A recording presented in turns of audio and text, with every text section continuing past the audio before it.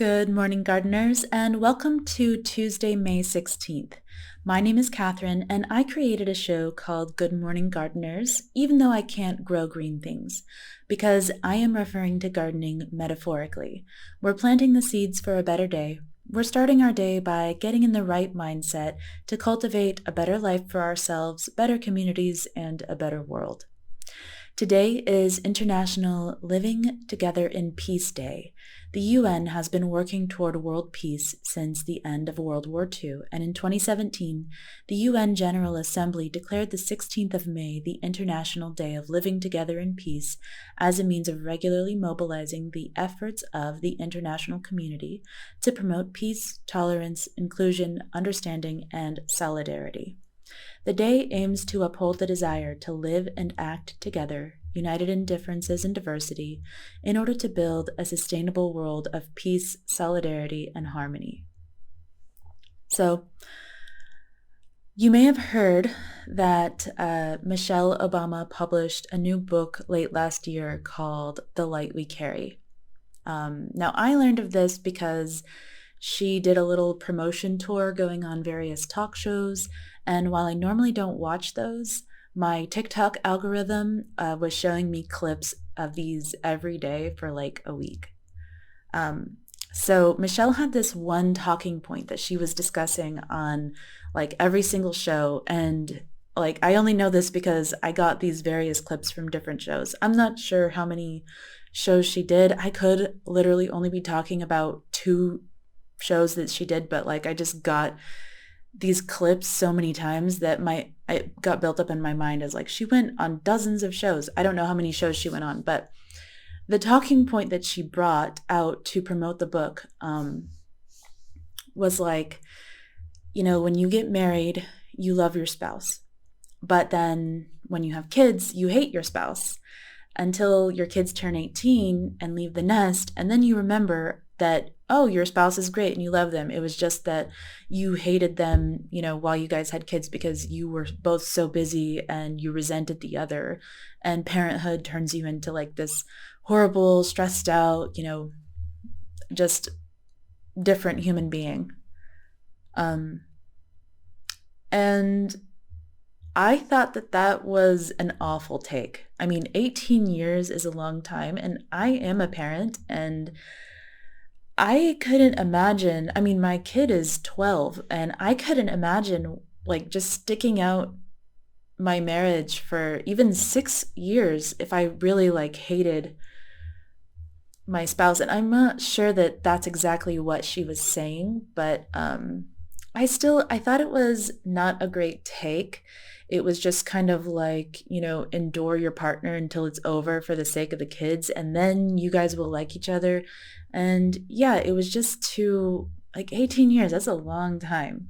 But don't get me wrong, like I love Michelle Obama. I think she is super intelligent, beautiful, and just like on the inside and outside a beautiful person, and a really great example of somebody who is like wise and you know, sharp-witted, but she has been in all of these like totally difficult public situations that she has had to endure and show an incredible amount of grace in.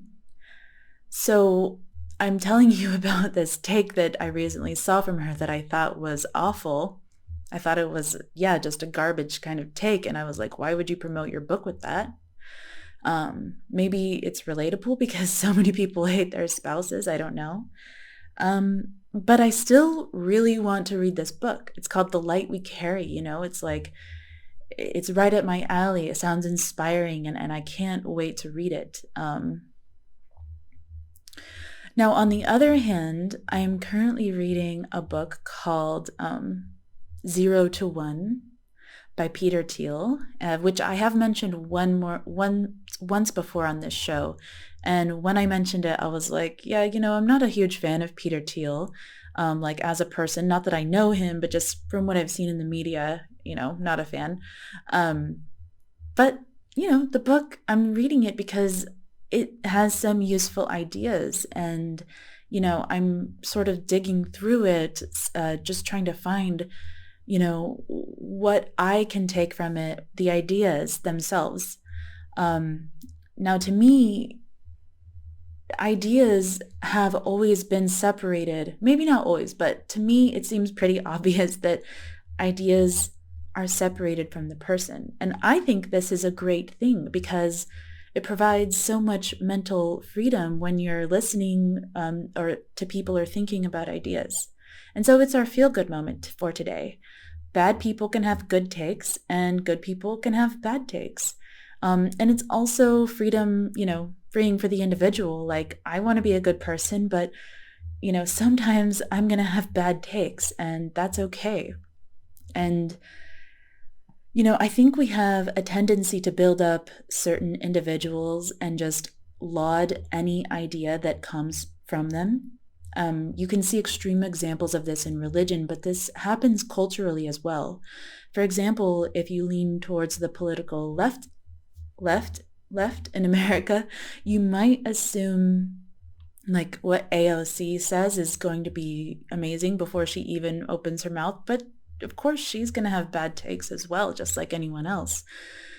Now, it is totally understandable why we form the mental habit of associating people we like with ideas that we like, and some level of this is totally fine. But I think it's useful to implement a mental habit of checking any idea that you hear or encounter against your known experience of reality. Examine the idea separately from the individual. Just because, Michelle Obama came out with this take that I don't like, it doesn't mean I don't still admire her, because I do. And like I said, I'm still going to read her book. So for our learning moment today, I am actually going to read a quote to you from Michelle Obama's previous book called Becoming. Now, I actually began reading, or actually I began listening to this book a couple years ago when it was first initially published, but I had to stop reading it because it was basically it was triggering my own issues with my childhood. It's a beautifully written book, and I think it's important, and it has some really great lessons in it, so I do highly recommend it. And after I was able to work through some issues and, go to some therapy and stuff, I now feel like I'm better in a place to continue, where I left off with this book. Actually, no, why would I do that? I'm starting from the beginning. Obviously, I started it from the beginning again.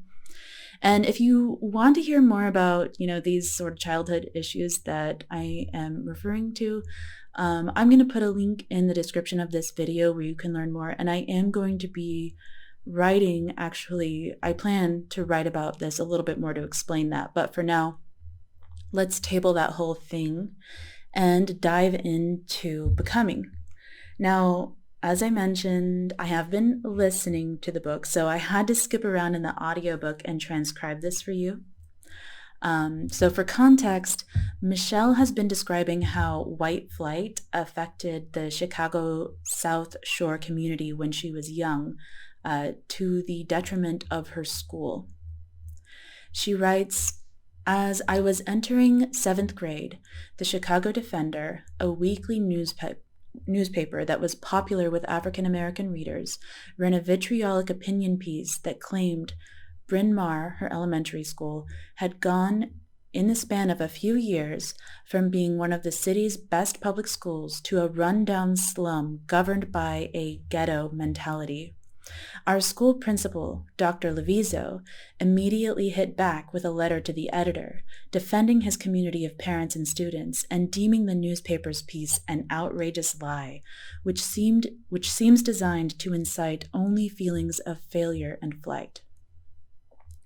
Dr. Liviso was a round, cheery man who had an afro that puffed out on either side of his bald spot and who spent most of his time in an office near the building's front door. It's clear from his letter that he understood precisely what he was up against.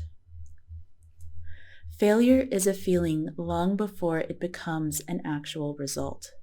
It's vulnerability that breeds within self-doubt and then is escalated, often deliberately, by fear. Those feelings of failure were everywhere already in my neighborhood, in the form of parents who couldn't get ahead financially, of kids who had started to suspect that their lives would be no different, of families who watched their better-off neighbors leave for the suburbs or transfer their children to Catholic schools. There were predatory real estate agents roaming South Shore all the while, whispering to homeowners that they should sell before it was too late, that they'd help them get out while you still can. The inference being that failure was coming, that it was inevitable, that it had already half arrived. You could get caught up in the ruin, or you could escape it. So that ends the quote, and let's go back really quickly to Mr. Liviso, the school principal, and the eloquent words he published in his letter. Failure is a feeling long before it becomes an actual result. It's vulnerability that breeds with self-doubt and then is escalated, often deliberately, by fear. That is an amazing quote.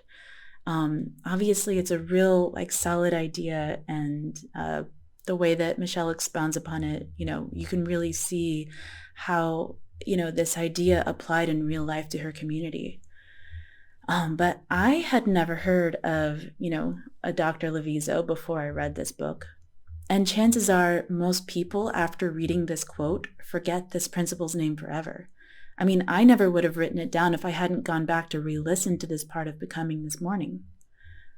And the learning moment is that there are people like Mr. Liviso. Is it Mr. or Dr. Liviso? Doctor. There are people like Dr. Liviso everywhere, hidden in their own little anonymous corners all over the world. Try to wrap your head around that, and then multiply that by 100 years or 200 or the lifespan of humanity. It's insane. When I think like this, my mental picture of humanity morphs into something like an idea-generating machine. Over time, we as a species have filtered out a lot of bad ideas and held on to more and more good ones, but there's still a ton of room for improvement. So our focused moment for today is about getting in the mindset of paying attention, listening to anyone, and watching for good ideas everywhere. It's so easy to get hell-bent on our own personal goals and ambitions. It's so easy to get so hell-bent on our own personal goals and ambitions that we move through the world in our own little insulated tunnel, only allowing existing friends, family, and colleagues into that tunnel, only reading authors we've already read, only watching the videos of people we already follow. Sure, if we stick our heads outside of this tunnel, we will definitely almost definitely encounter some disturbing things. Confusing perspectives, strange theories, offensive ideas. As I've mentioned on this show previously, when I was reading Psycho-Cybernetics, a book which I think is chock full of helpful ideas, I also encountered a ton of sexism. The book was published in 1960, and the author loved to fill the pages with little stories and anecdotes told from his own perspective. And the man was a product of his time. When describing what it was like to read this book recently, I analogized it to digging through seaweed to find seashells. Sexism being the seaweed and the seashells being the helpful nuggets of information. Now, I'm sure everyone has their own tolerance level for how much seaweed they can take, and you get to decide how much you're able to tolerate. But I would highly encourage you to stretch your limits, because the more interesting seashells probably can't be found in your immediate area. I hope you found this helpful, and I hope you have a wonderful day. I will speak with you again tomorrow.